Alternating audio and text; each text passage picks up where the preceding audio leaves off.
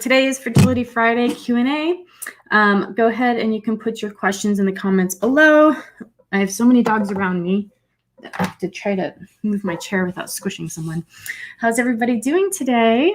I hope you're doing awesome. All right, so if you have questions, you can put them in the comments below. If your question is too complicated for me to answer, because I'd have to ask you a lot of questions to truly support you and help you, I will let you know, or I won't answer your question. You can just send me a private message. Okay, so Evelyn's asking, does the fertility cleanse cause a lot of bowel movements? No, it does not. The fertility cleanse is not a colon or digestive cleanse. It's a liver and a uterine cleanse. So there shouldn't really be any additional going to the bathroom from that cleanse. Is it safe to take maca during the first trimester? It's helped me so much and I love the taste. So I'm always saying no, because we don't know. There's never been testing done on pregnant women whether or not maca is safe. In Peru and Ecuador, maca is something that you do buy at the grocery store, kind of like turnips. Here in the States, we have something called turnips, very similar to that. So you have to make your own decisions, but I can't say that there's been testing done that says that it is safe during pregnancy. There's other things you can do during pregnancy that will help you feel awesome as well, that are known to be safe. Any suggestions for reducing endometriosis related inflammation? So diet's going to be foundational for that. You guys are on it with your questions today. Awesome. I didn't even have to, I always have backup questions, just because sometimes there's a big delay. So reducing endometriosis-related inflammation. So with diet, you're going to definitely want to be eating a lot of antioxidants and antioxidant-rich foods. Those are going to be some of the keys for reducing inflammation. So antioxidants and inflammation. Eating a wide variety of whole foods, eating healthy fats is going to make a big difference. I did a class 2 weeks ago called Nutrition for Fertility, and most of that class was focused on antioxidants and inflammation, because that's a really big area that we need to focus on, that I feel like is part of one of the missing keys that's happening when people are like, my tests come back great, but I haven't been able to get pregnant for a year, 2 years, 3 years. What's going on? So that's one of the foundations of that, is I'm always focused on that aspect. You can go ahead and send me a DM if you'd like a link to that class. It goes into greater detail on all of that. After stopping birth control, anything you recommend? So if I personally was stopping birth control, I would do a fertility cleanse. I would definitely get on some type of multivitamin or prenatal birth control. You can look it up. Tons of studies showing that it causes nutritional deficiencies, or some certain vitamins and minerals to not be able to be absorbed, is actually how I should say that. So cleansing and then starting to nourish the body, doing the important 5, like doing the 21-day fertility diet challenge, and then starting to track your cycle. It might take a little bit for it to get back on track. For some people, it's right away. For a lot of people, it's not. So just starting to kind of see what your cycle's like, what's happening with your body. And then as your body's speaking to you, you listen and you kind of take the steps to support your hormonal health. So it's going to be different for everybody. Some people, period the next month, they've been on birth control for 20 years, period the next month. Some people, that's not the case. I got the fertility cleanse kit, but I cannot find the guide. So email help@naturalfertilityshop.com and Sonia will get that to you right away. Is ovulation pain normal, or is my body telling me something? So generally when I hear about ovulation pain, I definitely want to add some things to help support the body with dealing with inflammation. So if you're feeling ovulation and it's extremely painful, we're wanting to help to reduce inflammation. It's kind of how I approach that, to make it just as simple as possible. There's diet, there's supplements for that, that can help with that. Also, it's good to, if you are by chance going to the RE or going to get an appointment with your doctor, sometimes they can take a look with ultrasound to kind of see if there's anything going on there, just to make sure that there's not like endometriosis or something else that's happening. But if it's just during around ovulation and it feels like you're laying an egg, like you literally feel like a chicken laying an egg, try reducing inflammation, changing the diet, adding essential fatty acids, and then using supplements to help with that. When should I use the fertility cleanse? I plan on getting pregnant in July. I would use the fertility cleanse at your very next cycle, right after your period has ended. And then I would begin doing all the preparation steps to prepare for a conception and healthy pregnancy after that. Fertility cleanse is just step 1 of many. It's not a All it is a cleanse, guys. So I had someone message me in preparation. There's a lot of questions you guys send in, and she was asking, she has blocked fallopian tubes. Will the fertility cleanse help that? And no. So the fertility cleanse, a lot of times when you read the reviews, we have like, I don't even know how many reviews we have now. Let me see. But if you read the reviews, there'll be people, the ones who don't like it, most of them like it, but the ones who don't are like, this didn't unblock my fallopian tubes, or this didn't bring my period back, or the fertility cleanse didn't get me pregnant. And you have to understand, the fertility cleanse is a fertility cleanse. Like, that's literally what it is. It's not meant for any of those things. A lot of those things happen. We have 610 5-star reviews on the fertility cleanse. So most people like it, but when it doesn't bring about whatever you thought it was going to, you have to remember, this is just a cleanse. This is step 1 of the program. So it's not like you can just do the cleanse and then you're just great. This is a really good place to start, to help to support liver health, to help to support the uterus, increasing circulation, starting everything. Great starting place, but it doesn't do any of those things. It's a cleanse. It's a very specific cleanse. Would it be online? The guide for the cleanse? No, just go ahead and email Sonia. It's not online. We only share it with customers. So just email her and she'll send that right over. She'll send it to you through email. So you'll get it right away, not mailing it, if that's what you were thinking. I've been trying for 3 years and still nothing. Doctors told us we were both good, but still nothing. Any suggestions? So Melly, I would have to talk with you and ask you a lot of questions. Something you'll never find from me is an answer that's like, here's what you do. I read a sentence and this is what you need to do, because it's not one size fits all. There are a lot of things in commonality that people will be doing because it's foundational, but you would just need to reach out through DM and then I can ask you some more questions. I also have some classes that I'll send you. That's a good starting point to know about the 5 pillars. Everything that I'm doing is working to make sure that we're covering fertility, especially when it's like unexplained in your case, that we're covering every angle of fertility. Because once you don't, like, the hormones seem fine, everything's coming up fine on tests, your cycle, everything's pretty normal.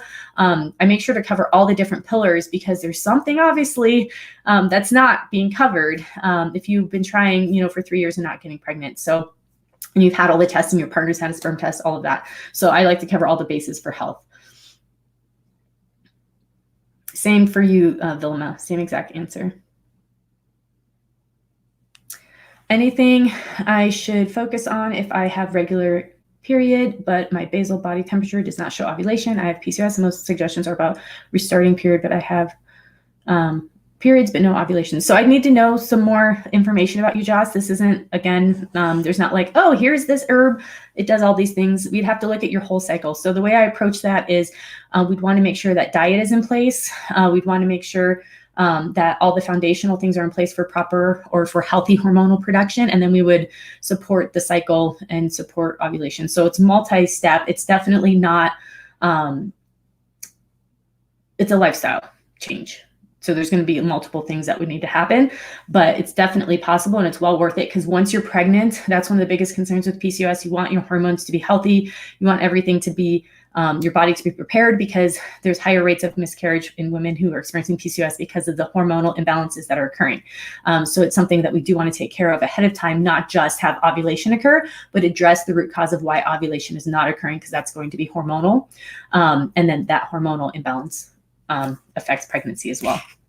Okay, let's look over here. Why is ovulation so painful? So ovulation is not supposed to be painful. I believe we're designed to not feel ovulation. Most women do not feel when they ovulate. The egg, your egg, is like the size of, if you took this pencil, let me get a piece of paper. If you took this pencil and you made a dot, that is the size of your egg. You guys see that? That's the size of your egg, okay? It is the largest cell in your body, but that is how big it is. So that little guy traveling through your body, causing discomfort, tells me that we need to support the body. We need to become healthier, reduce inflammation. Inflammation is caused from excess sugar in the diet, processed foods, hydrogenated oils, high stress, lots of alcohol, just all these lifestyle factors. You could fill in the blank and say, not even talking about fertility, and it would be the same list. These are all health lifestyle factors. So that is where we'd want to start, is really helping the body to deal with this excess inflammation that's happening.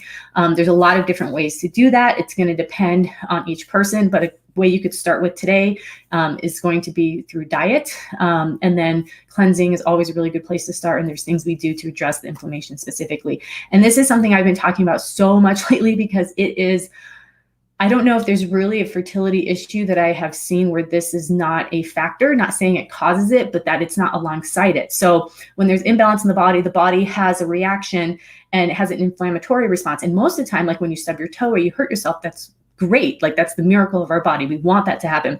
But that happening on a daily basis because the foods we're eating or the high levels of stress hormones in our system or fill in the blank is causing irritation to our body, and the body thinks it's having to fight all of these things and causing this excess inflammation is no bueno, is not ideal.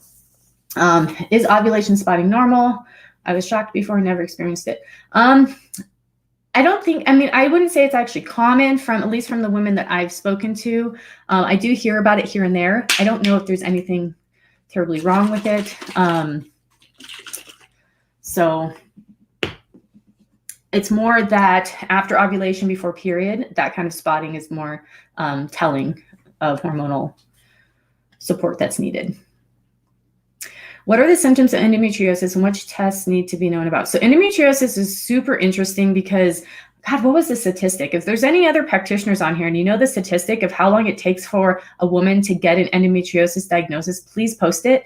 I think it was like 6 years average, because I think a lot of women, healthcare practitioners, they get written off, and it's like, I have this pain, I have this thing that's happening, and they're like, oh, and they just get written off. They don't get the proper testing. They don't get the procedures to look for it. That's the one problem with endometriosis, is it's not like you can necessarily just look through ultrasound. You have to generally do an exploratory procedure where they cut a little, I don't want to go into details, but they take a little camera and they look around and give a looky-loo. So it's not the easiest in that way. But how I approach this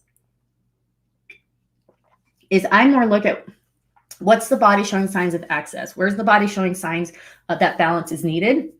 And that's where I, as a natural practitioner, herbalist, nutritionist, that's where I focus more. It's not that I'm going to be like, oh, you have endometriosis. I can't diagnose. I'm not a doctor. I have no idea. But if there's certain signs happening in your cycle, there's certain signs happening within your body, then we focus on helping those systems and helping the body deal with a lot of these things that are happening. And then that gets much better. Which type of questions are feasible? I'm not quite sure what that means. How to stop long irregular periods. So Courtney, we'd want to look at your whole cycle to understand what that meant. That's, again, hormonal. So we'd want to do some things to help support your hormones, but that is a program, that is a bigger picture. But diet is always going to be where we start. So that's a place you can start with today, adding more vegetables, adding antioxidants, adding more water. But once that's in place, there's foundational things that would need to be done.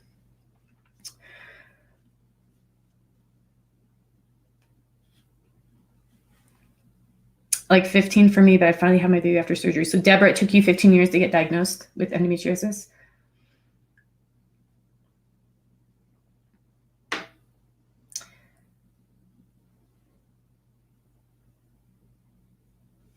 I've been trying for 2 years and got diagnosed with prolactemia. I'm 27. Any recommendations? So there are some recommendations. Definitely do some research on Vitex. Definitely do some research on supporting your hormonal balance and all of your endocrine system on top of that. But that's a good place to start.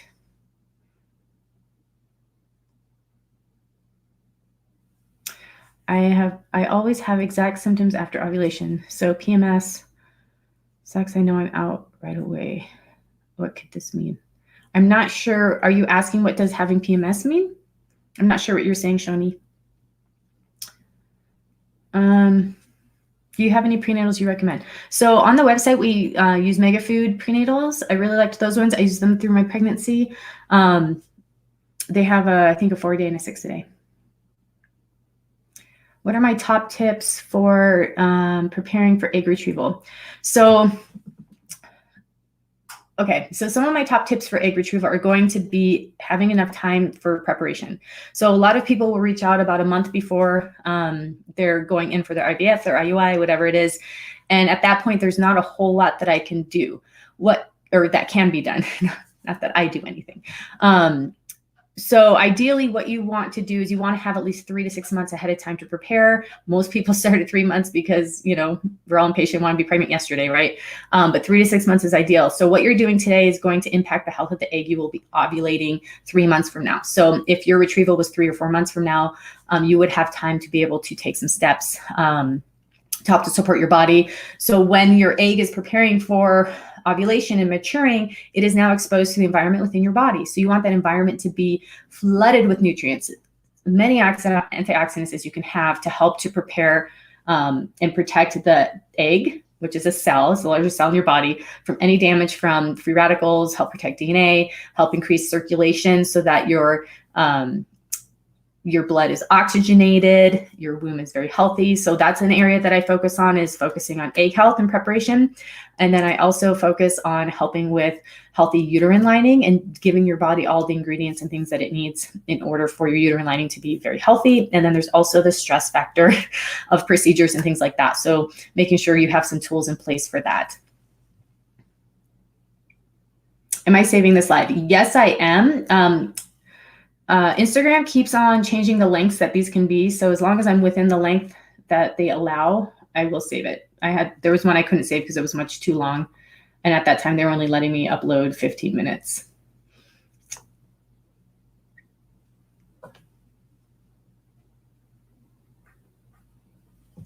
Samantha, go ahead and send me a message.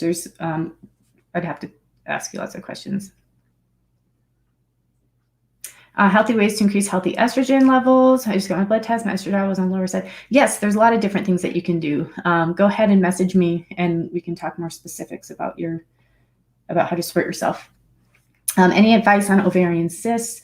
I've changed my nutrition and eat plant-based, however, open to other insights. So anytime there's something that's growing or being stimulated in the body, one of the first steps that I do is to make sure to focus on reducing excess estrogen. So one of the main things will be to take out all of the cleaners from your house that are made from chemicals and xenohormones and replace them with natural cleaners. Also be aware that there's a lot of natural cleaners that are greenwashed. Mrs. Meyer's, there's a lot of companies, Method, they're all greenwashing. They are not good replacements. So just do some research. I have a brand that I love and use in my home. If you're interested, send me a message and I'll give you a link for it.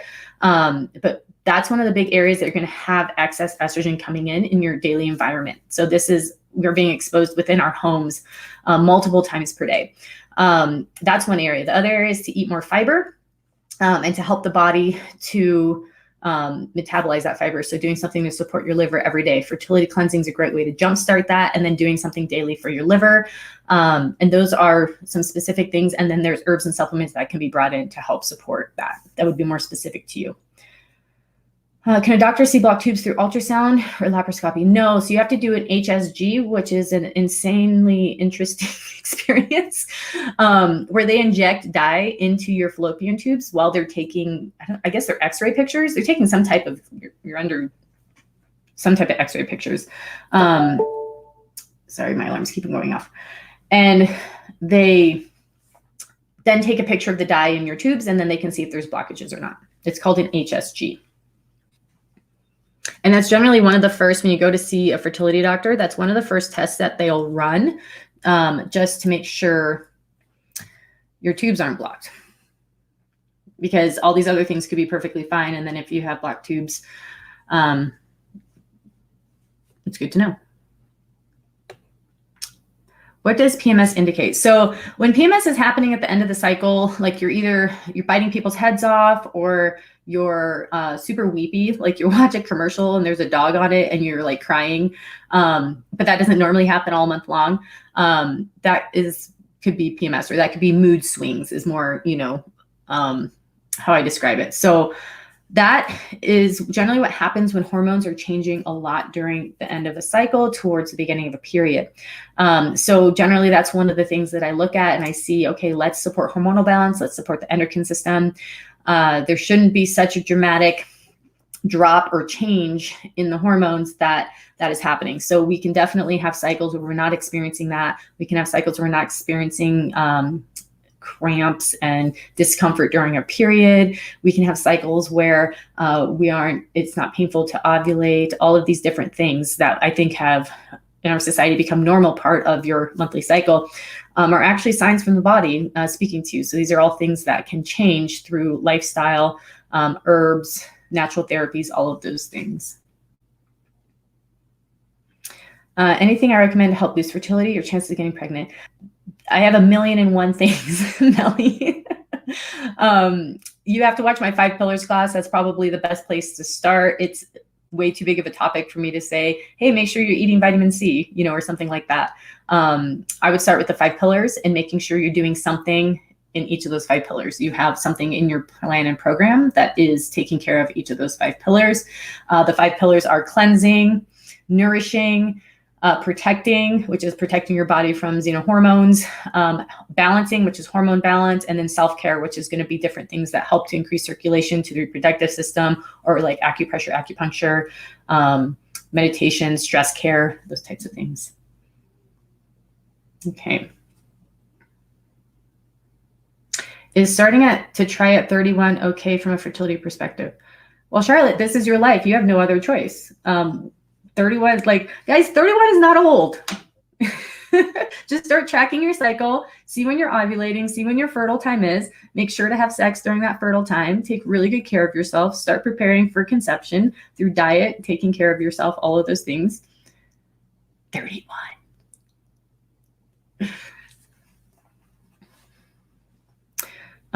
What would you suggest as the main things to do for someone over 40 to get pregnant naturally? What supplement should I take?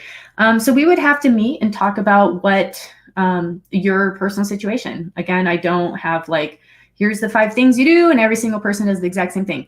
So yes, you're over 40. So of course we'd focus on egg health, but we'd want to see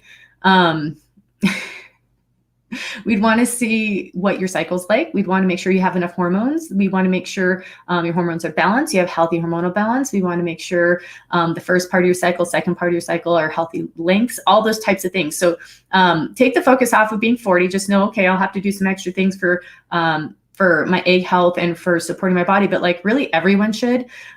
We should all be using the power of antioxidants and all of these different things anyways, because they're amazing.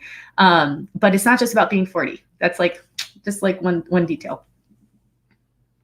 Miss Myers is bad. I switched to them 5 years ago. Yeah, Miss Myers is greenwashing. It's marketing.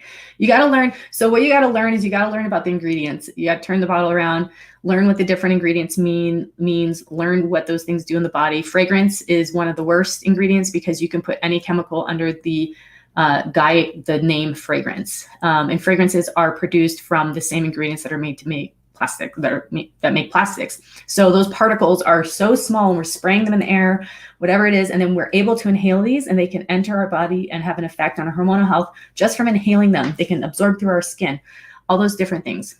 The HSG was really uncomfortable. I find them to be extremely uncomfortable. What would I do for a period that's crazy long? It goes for about 2 months, nonstop bleeding. Well, first I would definitely check in with your doctor. That's 2 months of nonstop bleeding is something that you want to go to your OBGYN and just make sure what's going on. Make sure it's not something else that is, that has burst or that is causing the bleeding. Once you've seen them and they're kind of everything else looks fine, we're not sure why, then we can talk and look at supporting your hormonal health. One of the things I would do is I would definitely start making sure to be eating really healthy, essential fatty acids, all those foundational health things. But I would go and check with your doctor first and see to rule out that it's not something serious. Using Ursulin for downregulation. My period is late. What can I do? Bring it on so I can start stims. I'm sorry, I can't do anything while you're already on your IVF cycle or your IUI. I don't interfere with that process. Once you're on that, there's nothing I'm going to say that's here, this is how you can get your period back so you can start your stims. Your medical protocol is based on your blood testing that was done without herbs, that was done without assistance. So they created that program for you based on what you needed. I don't stimulate periods. The only thing I can suggest is look into the same things that women would do naturally to induce labor. So like acupuncture or acupressure, those types of things, since you're not putting something in your body. But I don't have a answer for that, because once you're on your meds, I step away. Follow the program.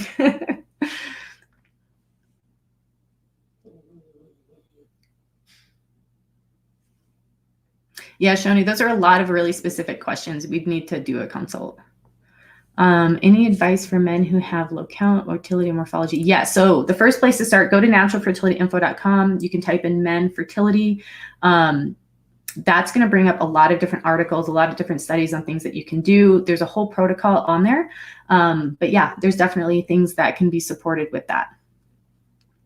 Hey, Deborah. Cool. All right. Awesome. Well, I'm going to hop off here in just a second. If you guys have any other questions, you can put them in the comments.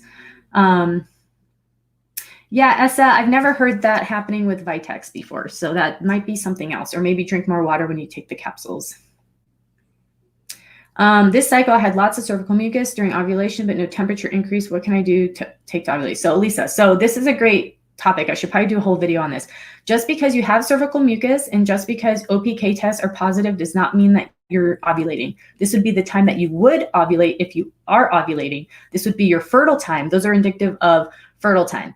They are not confirming that you have ovulated. That's why I really like basal body temperature charting like you are doing. So you saw no temperature rise, so you know that you're not ovulating.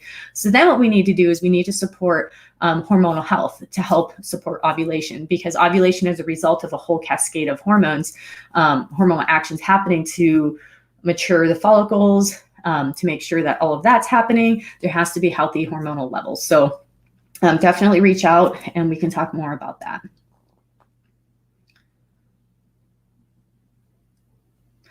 I'm 7 days past IUI. My doc didn't mention if I should stop taking metformin, or you're gonna have to ask them. I don't work with medications. I only work with natural therapy. So I don't know. I'm not the person to ask for that. I have no idea. I have greens from the Fertility Cleanse Kit. Can I take it alone for green support? Greens from the Fertility Cleanse Kit. From the smoothie kit, I'm assuming? Yes, yeah, that can totally be taken alone. Also, any of the capsules or teas that might be left over for your fertility cleanse, you can continue the next cycle. All right, guys, thank you so much for joining me. If you want to learn more about natural fertility, you can visit my website, naturalfertilityinfo.com. You can check out our products at naturalfertilityshop.com. You can follow me on Instagram, Natural Fertility Info, as well as in Facebook and YouTube. I have a private Facebook group for those of you guys who like to hang out on Facebook. It's called Your Natural Fertility with Hethir Rodriguez. You can go ahead and join that. But I hope you guys have a wonderful day. It was great to see you.